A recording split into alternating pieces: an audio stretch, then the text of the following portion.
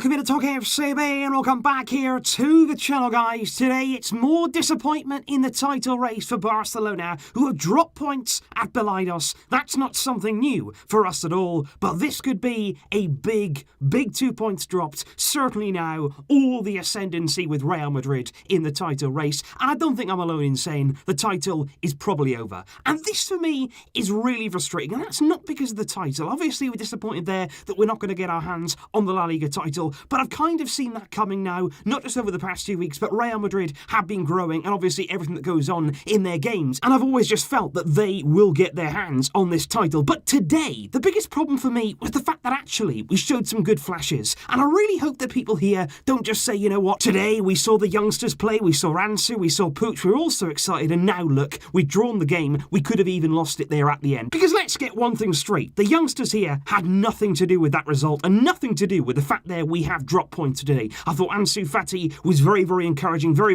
bright for the time that he was on the field. Maybe he was actually taken off a little bit too soon, but right now we don't know if he's able there to play that full 90 minutes. That still remains up for debate. And for Ricky Puig, he played the majority of the game, and I thought he played very well indeed. So I don't think at all it was on the responsibility on the shoulders of those two players. But I think overall, we did show good signs. We showed some good passing football in the first half especially. I thought the tempo was good. We were pressing high. We were working it quickly. I thought there was really good movement about our play very early on. We nearly took the lead there through Gerard Piqué, hammered off the crossbar there, a header from a corner kick, and we were finding some really good spaces there out on the right-hand side with Semedo. Messi was playing him in, and I thought Messi today looked much more comfortable in the team with so much more movement around him. He was back to his playmaking best. He was playing passes there into Suarez, into Ricky Puig as well, and I think certainly there were good signs in our play. And let's just talk here about the free kick goal, first of all, from Barcelona, before later we do go on to Celta Vigo and all the other stuff which went wrong. Because first of all, it's a brilliant goal from us. It is absolutely brilliantly worked there. Inside 20 minutes, the free kick actually comes there from Ricky Puig, cleverly there, letting the ball run through to Arturo Vidal. He's taken down in a very dangerous area, and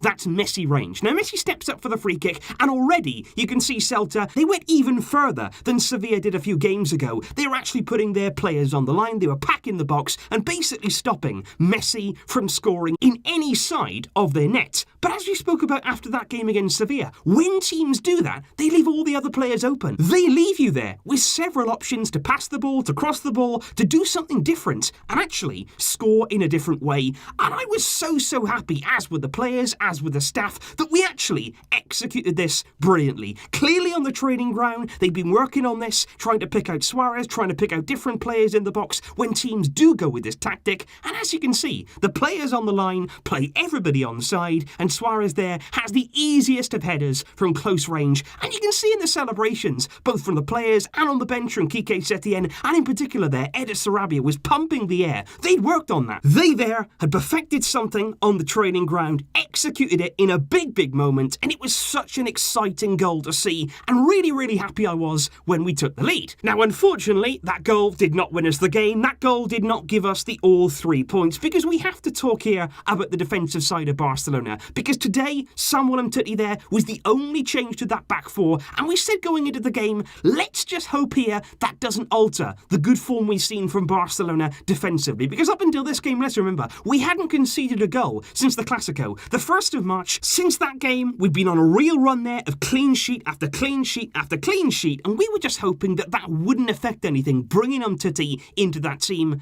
but sadly, it did. Now, I don't think Longley played because potentially he was a yellow card away from being suspended against Atletico Madrid, but the problem is, I think Umtiti today was nowhere near the level we'd need. He was nowhere near the kind of level you expect there at the heart of defence of Barcelona, and it's so sad because Umtiti still, even if he may be fit, even if you don't know how he's feeling, he is nowhere near his former glory. He is a shadow of his former self, because in the first half there was a moment where actually he left Piqué well exposed. Celta Vigo found a way through. It was a simple pass, and Umtiti basically, he steps out, he rushes out, he tries to close Celta Vigo down head on, which is great when you get it right, but when you don't, the result is absolutely catastrophic, and that was the problem there. You take a risk when you rush out like that, when you feel as though you don't want to get in a foot race, and that's what I feel with Umtiti right now, is the fact that he wants to keep rushing out, he wants to keep there quickly closing down the space, because he doesn't want to get locked into there a 1 versus 1 battle, and he doesn't want to get into a foot race down the other end and have to run against his opponent. And I think certainly there in the first half, luckily, Piqué bailed us out. He actually stayed with his man, he shielded Aspas, he stopped the ball there, and he stopped a certain goal. But in the second half, we were not as lucky. Now, admittedly, in the midfield, Rakitic gives the ball away. It's not a good ball. He plays it square. Celta Vigo then win it back in a really dangerous area. But again, why are you going in there? Why there are you running to get into that space and leaving all of that room in behind you? Because it takes one pass. It takes one simple ball there to cut out our entire team when you make that kind of mistake. And it's basic stuff. It's basic stuff from Umtiti. And even then when Celta get in behind, I didn't see Umtiti sprinting to get back. I didn't see him there driving to try and recover his error. It just seems to me right now he doesn't want to get into that kind of battle. He doesn't want to have to run flat out and sprint and try and get back into position. And that, for me, that's a bigger problem. Because I still don't think he's right. He's not playing like it. Like I say, a shadow of his former self. And that was a massive moment in the game there. That there changed the game. Celta Vigo then got their goal back. And it's really, really poor play. And defensively, it altered our shape. I thought for the second half, we were all over the place. Not good enough. Not just Umtiti, but as a collective. Defensively, we didn't do enough. And the goals from Celta, they were always going to come. We did, though, get ourselves back in the lead, and it was Luis Suarez once again who got the goal, and it was a strange game for Suarez, because a lot of the stuff that he actually did, he didn't quite come off quite a few times there. The ball was bouncing away from him. He had a few dribbles there that didn't quite come off, but that's the thing about Suarez, and that's why he probably is in this team right now over Griezmann, because even if he's not playing incredibly well, even if the overall game of Suarez is not brilliant, he can still score, and he showed that today. He did well with his first goal, but the second goal was even better. Semedo wins it in a really good area. Messi takes it over there, very, very high in the field once again, winning the ball back. Messi cuts it back to Suarez, and he just lets the ball run across his body. Really good centre-forward play. He's on the turn, and it's a toe-poke finish. But it's a really, really good finish there, across the goalkeeper Blanco, and that seemed to be a massive goal for Barcelona. From that moment there, we thought that's the goal that's going to give us the 3 points, and we were very relieved at that point. Because let's be fair, just before that goal went in, I would say Barcelona there had 3 genuine penalty appeals, all turned down. We had the first one there where Lionel Messi took a shot on goal, and then immediately after he'd taken that shot, he was clattered, and I mean clattered. It wasn't a half-hearted challenge. It wasn't there just a near miss. He got full-on taken out there by the defender. The referee saw it. He was right on top of it. They went to VAR. They had a look at it, but they decided no penalty for Barcelona. Minutes later, Ansu Fati makes his way into the box, and you look at it here, the defender for Celta Vigo, he's not even looking at the ball. He's not even trying there to shield the ball. All he's looking at is taking out Ansu. That's his only priority. Ansu is dragged to the floor. Again, the referee, he's right on top of it. No penalty given. Before then, Gerard Piqué from a corner kick. There's a clear shirt pull there. He's being grabbed by the defender. He goes to ground, but of course, no penalty given.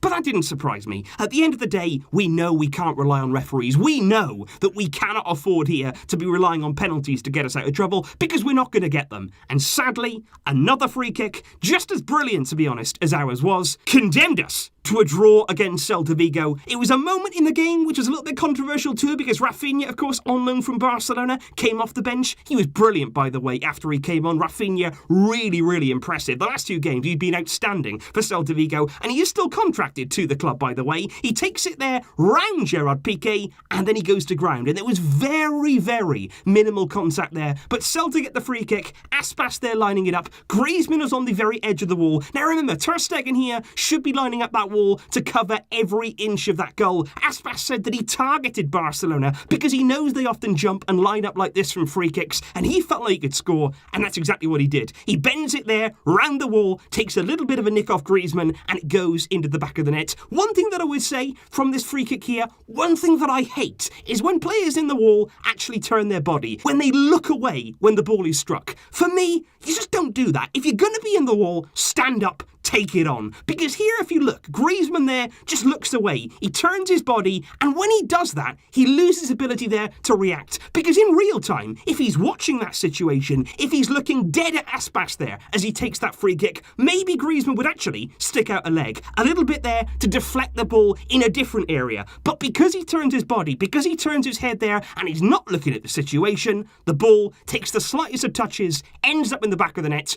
Ter Stegen no chance, and Barcelona have lost 2 vital points. But to be fair, in the final moments of the game there, the final minutes when we were pushing for that winning goal, things were chaos. It was absolutely mental there at the back from Barcelona. I don't know what we were doing again. The positioning is all over the place, and Celta could have won it. There was a pass there from Denis Suarez across the box. Could have been an easy tap-in for Nolito, who got away earlier on the game with an elbow to Jordi Alba's face, but he doesn't put it away. Ter Stegen gets back in there. Brilliant last-ditch save, but we could have lost it. And I just think today it is frustrating because, like I say, going forward, you look at Puig, you look at Ansu, I think they gave us fantastic energy. I thought we saw a lot of movement in our play, and actually, going forward, it was some of the best football we've seen since football returned. But at the back, it was dreadful, and it really was disorganised. That's cost us today. It's also cost us the title, not just now, but over the course of the season. We've been really poor defensively, and when you can see the amount of goals that we have this season, you can't really expect to win a title, not across 38 games. It simply doesn't happen. Disappointment today. There were some bright sparks. It wasn't all doom and gloom, but not what we wanted in this situation. Let me know your thoughts on the game down below, guys. I'm also going to be uploading player ratings for this game, which should be really interesting. I'm going to have to get harsh with some of these defensive players. Let me know your thoughts in the comments down below. I will see you soon, of course. Plenty more to come. Thanks for joining me.